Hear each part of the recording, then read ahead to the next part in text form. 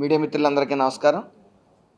ఈరోజు గౌరవ సెక్రటరీ గారు శేషగిరి బాబు గారు, అలాగే గంధం చంద్రుడి గారు ఒక వర్క్షాప్ అనేది నిర్వహించడం జరిగింది. 29లో ఉన్న కార్మిక శాఖ లాస్ని 4 కోడ్స్ కింద విభజించి మరి నవంబర్ 21 నుంచి అది ఇంప్లిమెంటేషన్లో తీసుకుని వచ్చిన ఏదైతే కార్మిక శాఖలో సంస్కరణలు తీసుకుని వచ్చారో అది నవంబర్ 21 నుంచి ఇంప్లిమెంటేషన్లో ఉంటుందని కేంద్ర ప్రభుత్వం ప్రకటించడం, దాన్ని నారా చంద్రబాబు నాయుడు గారు స్వాగతించడం, కార్మిక శాఖ మంత్రిగా నేను కూడా స్వాగతించడం జరుగుతూ ఉంది. మరి ఈరోజు వర్క్షాప్లో ముఖ్యంగా ఏదైతే 4 కోడ్స్ ఉన్నాయో, 1 ఆక్యుపేషనల్ సేఫ్టీ, హెల్త్ మరియు working conditions code, 2 wages code, 2 social security code, 3 industrial relation code అనేవి 4 కోడ్స్ మీద ఇద్దరిని టీం కింద వేసి వాటి మీద పూర్తి అవగాహన తెచ్చుకుని ఇక్కడ ఒక డిబేట్ వాళ్ళు దాని గురించి ఎక్స్ప్లెయిన్ చేస్తూ మిగతా అధికారులతో ఒక డిబేట్ కింద నిర్వహించడం. ముఖ్యంగా ఈ వర్క్షాప్ నిర్వహించింది ఇటు సెంట్రల్ గవర్నమెంట్ నుంచి కూడా కేంద్ర ప్రభుత్వం నుంచి కూడా 2-3 అధికారులు కూడా రావటం జరిగింది.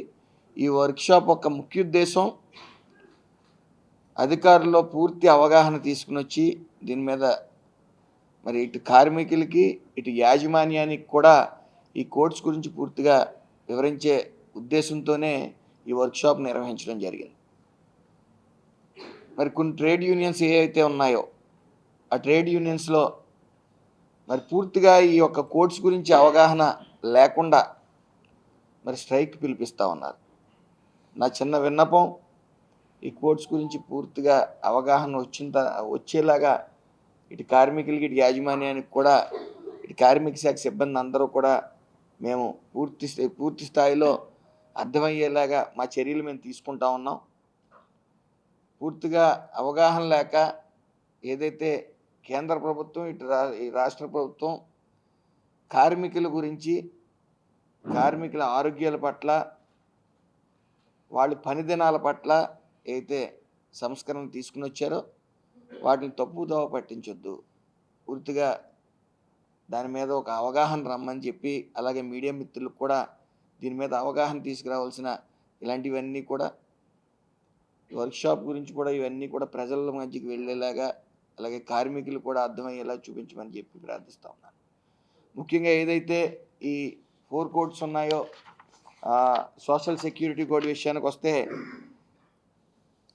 అనార్గనైజ్డ్ వర్కర్స్ ఉన్నారు. సుమారు 90% అనార్గనైజ్డ్ వర్కర్సే ఉంటారు. ఇలాగా unorganised national security code, security board అనేది, అలాగే సెక్యూరిటీ ఫండ్ అనేది కూడా ఏర్పాటు చేయటం జరుగుతూ ఉంది. ముఖ్యంగా అనార్గనైజ్డ్ వర్కర్స్కి ఇప్పుడు వరకు అసంఘటిత కార్మికులకి ఇప్పుడు వరకు ఏ విధమైన గుర్తింపు లేకపోయినప్పటికీ ఇటు నేషనల్లో కూడా అది కేంద్ర ప్రభుత్వం ఒక బోర్డుని ఏర్పాటు చేయడం, అట్ ద సేమ్ టైం రాష్ట్ర ప్రభుత్వం కూడా ఒక బోర్డు ఏర్పాటు చేసే విధంగా వాళ్ళకి సోషల్ సెక్యూరిటీ ఇచ్చే విధంగా నిర్ణయం తీసుకోవడం జరిగింది. అదేవిధంగా ఏదైతే డిజిటల్ వర్కర్స్ ఉన్నారో, అలాగే గిగ్ వర్కర్స్ ఉన్నారో, వీళ్ళందరికీ కూడా ఈ సోషల్ సెక్యూరిటీ కోడ్ అనేది అమలు చేసే విధంగా నిర్ణయం తీసుకోవడం జరిగింది. అలాగే ఎవరైతే గర్భిణీ స్త్రీలు ఉన్నారో, కార్మికులు, మహిళా కార్మికులు, వాళ్ళకి 26 వారాల పాటు సెలవు దినాలు ఇచ్చే విధంగా ఏదన్నా వర్క్ ఫ్రమ్ హోము వెసులుబాటు ఉంటే అది కూడా ఇచ్చే విధంగా ఇందులో పొందుపరిచి ఉంది. అలాగే ఎవరైతే ఈ శిశువు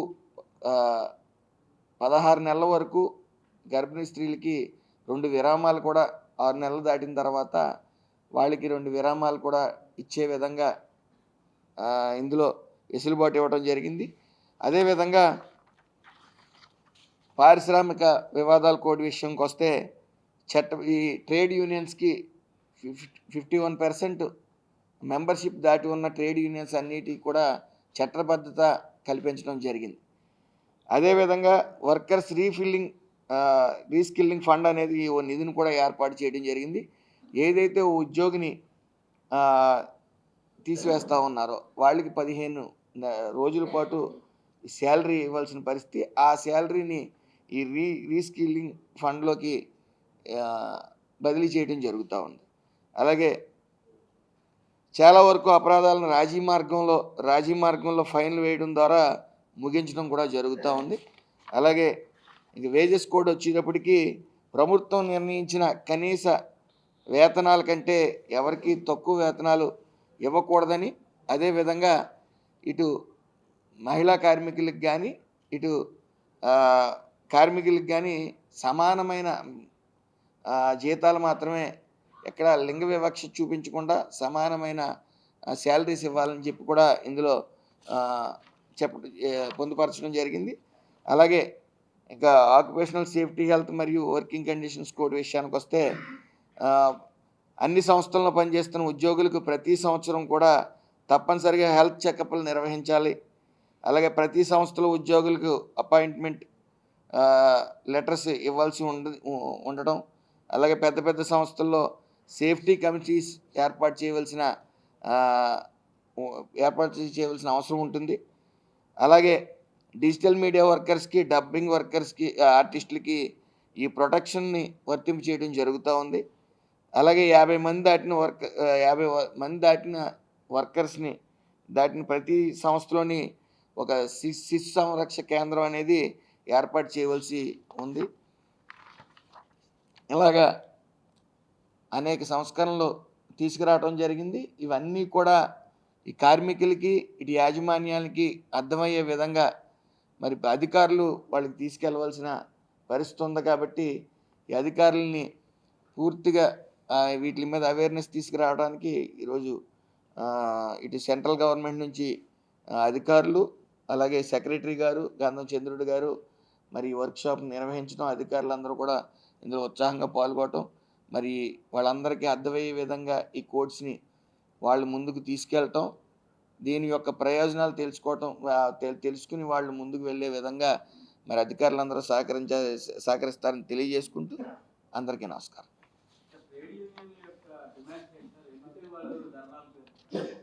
పూర్తిగా అవగాహన లేక ఏదైతే ఇంకా అంతవరకు మనకి ఒకటండి, ఇప్పుడు ట్రేడ్ యూనియన్స్తో కూడా ఇంటరాక్ట్ అవుతారు, వారికి ఉన్న డౌట్స్ అన్నిటిని కూడా క్లారిఫై చేయడం జరుగుతుంది. ఒక ముఖ్యమైన అంశం ఎక్కువగా రాంగ్ ఇంటర్ప్రిటేషన్ వస్తుంది, అంతా 10 గంటలు కంపల్సరీగా పని చేయాలి అనేది అది కరెక్ట్ కాదు. అది అప్పర్ లిమిట్ కింద మాత్రమే పెట్టాము. అంటే 8 గంటలైనా పని చేయవచ్చు, 8:30 గంటలైనా పని చేయవచ్చు, 9 అయినా చేయవచ్చు, 9, అది యాజమాన్యం యొక్క ఇష్టము. వర్కర్కు ఏ విధమైన నష్టం లేదు. ఒక వారంలో 48 గంటలు అనేది అది స్థిరంగా ఉంటుంది, అది ఎట్టి పరిస్థితుల్లో మారదు. ఇప్పుడు ఒక ఎస్టాబ్లిష్మెంట్లో సపోజ్ 10 అవర్ షెడ్యూల్ పెట్టుకున్నా, 10 అవర్ షిఫ్ట్ పెట్టుకున్నా, 10 అవర్ షిఫ్ట్ 3 షిఫ్ట్లు పెట్టలేరు, ఎందుకంటే 24 అవర్స్లో లిమిట్ అవుతుంది. కాబట్టి ఆటోమేటిక్గా ఓన్లీ వాళ్ళు 24 అవర్స్కే లిమిట్ అవ్వాల్సి ఉంటుంది. జనరల్గా 1 షిఫ్ట్ కానీ 2 షిఫ్ట్స్లో ఉన్న దగ్గర 10 అవర్ షిఫ్ట్ పెట్టుకున్నచో వర్కర్కి నెంబర్ ఆఫ్ వర్కింగ్ అవర్స్ ఏం మార్పు లేదు, కానీ ఆ యొక్క ఎస్టాబ్లిష్మెంటు ఇంకొక 2 అవర్స్ పర్ షిఫ్ట్ చొప్పున ఒక 4 అవర్స్ దాకా ప్రొడక్టివిటీ పెరుగుతుంది, అంటే ఉత్పత్తి పెరుగుతుంది. అదేవిధంగా ఉత్పత్తి పెరగడంతో పాటు ఇంకా కార్మికులు అదనంగా ఇంకో కార్మికుడిని కూడా తీసుకోవడానికి, అంటే ఉపాధి కూడా పెరగడానికి అవకాశం ఉంటుంది. దానివల్ల బెనిఫిషియల్ ఇది ఉంటుందే తప్ప దానివల్ల ఏ విధమైన నెగిటివ్ ఇంపాక్టు లేదు. ముఖ్యంగా ఫ్యామిలీతో కూడా టైం ఎక్కువ గడిపే విధంగా ఏదైతే ఈ 48 గంటలు ఉందో అది 4 రోజులు ప్లస్ 5వ రోజు 8 గంటలు అలా చేసినట్టయితే 2 రోజులు సుమారు ఫ్యామిలీతో టైం స్పెండ్ చేసే విధంగా కూడా కార్మికులకి అందుబాటులో ఉంటుంది. కాబట్టి ఈ సంస్కరణలు కూడా తీసుకురావడం జరిగింది. అది రాంగ్ వేలో కొంతమంది దాన్ని రాంగ్ డైరెక్షన్లో తీసుకెళ్తా ఉన్నారు.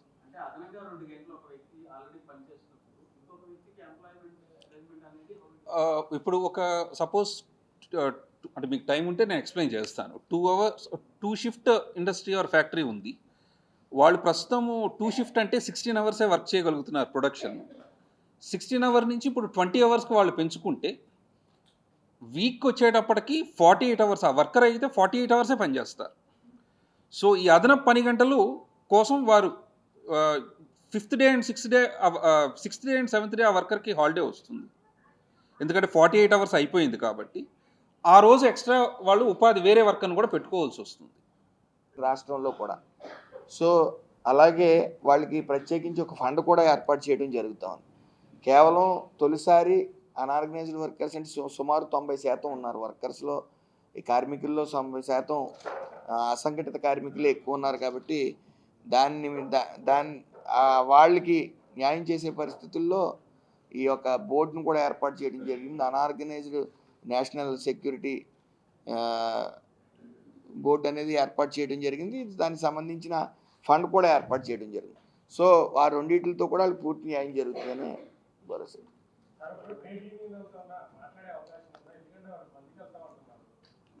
ప్రతి జిల్లాలో పెడతాం సార్ సమావేశం. అదే ప్రతి జిల్లాలో కూడా ఇందాక మేము చెప్పినట్టు ప్రతి జిల్లాలో కూడా ఈ సమావేశాలు ఏర్పాటు చేయడం జరుగుతుంది. పూర్తిగా వాళ్ళకి నాకు తెలిసి బంద్ పిలిపించిన వాళ్ళు ఎవరో కూడా పూర్తిగా దీని మీద అవేర్నెస్ ఉండకపోవచ్చు. దాని అవేర్నెస్ తీసుకురావడానికి ముఖ్యంగా వర్క్షాప్ నిర్వహిస్తూ ఉన్నాం.